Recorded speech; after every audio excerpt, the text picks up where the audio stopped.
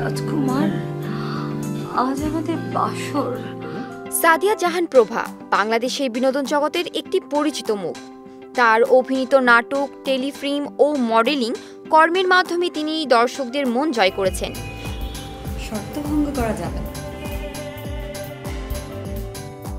তবে তার ক্যারিয়ারে যেমন উজ্জ্বলতা ছিল, তেমনই ছিল বিতর্ক এবং ব্যক্তিগত জীবনের ঝড়ও। তাকে কেন্দ্র করে দীর্ঘদিন আলোচনার কেন্দ্রবিন্দুতে রেখেছে। প্রভা মডেলিং দিয়ে মিডিয়ায় প্রবেশ করেন 2005 সালে।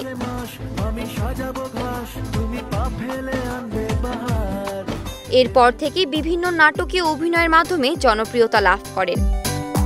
তার অভিনয় ছিল স্বাভাবিকতা, আবেগের প্রকাশ এবং চরিত্রের গভীরতা, যা তাকে দর্শকের কাছে গ্রহণযোগ্য করে তোলে। তিনি সময়ের সঙ্গে সঙ্গে টিভি মিডিয়ায় একজন গুরুত্বপূর্ণ অভিনেত্রীতে পরিণত হন। নাটক প্রেমী দর্শকের কাছে প্রভা নামটি হয়ে ওঠে এক পরিচিত ব্র্যান্ড। উনি কে? হ্যাঁ, আমার রুমে এসেগুলো কি বলতেছে? দেখো তো। কিন্তু তার ক্যারিয়ার ঠিক তখনই এক কঠিন বাঁকে পড়ে, যখন তার ব্যক্তিগত একটি ভিডিও ইন্টারনেটে ছড়িয়ে পড়ে। এটি ছিল এক ধাক্কা, যা তার অভিনয় জীবন, মানসিক স্বাস্থ্য এবং সমাজে অবস্থানকে গভীরভাবে নাড়া দেয়। এই ঘটনার পর কিছুদিন তিনি মিডিয়া থেকে দূরে থাকেন, তবে ধীরে ধীরে তিনি আবার অভিনয়ে ফিরে আসেন। আমি যখন যে চরিত্র করি, সেই চরিত্র থেকে আমি বেরোতে পারি না। এই ফিরে আসাটা ছিল তার মানসিক দৃঢ়তার প্রমাণ। যদিও তিনি আগের মতো পরিপূর্ণভাবে মিডিয়া সক্রিয় ছিলেন না, বর্তমানে প্রভা অভিনয়ের পাশাপাশি নতুন কিছু পেশায় নিজেকে নিয়োজিত করেছেন। জানা গেছে তিনি মেকআপ আর্টিস্ট হিসেবে কাজ করছেন এবং বিদেশ থেকেও প্রফেশনাল প্রশিক্ষণ নিয়েছেন। এতে বোঝা যায় তিনি কেবল একজন অভিনেত্রী নন, বরং একজন বহুমুখী প্রতিভার অধিকারী।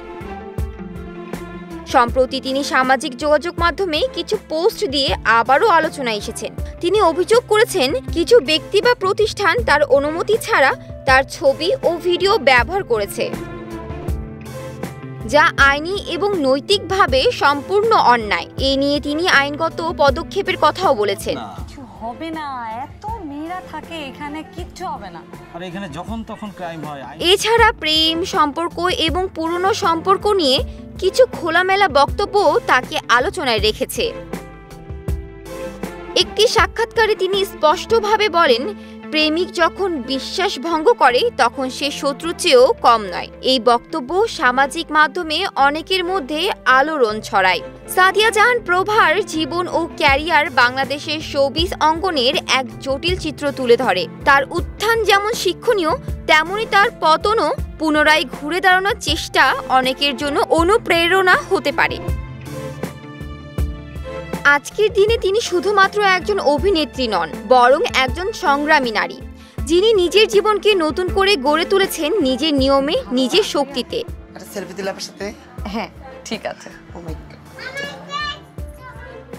জান্নাতুল ফেরদৌস শতাব্দী, সুখবর।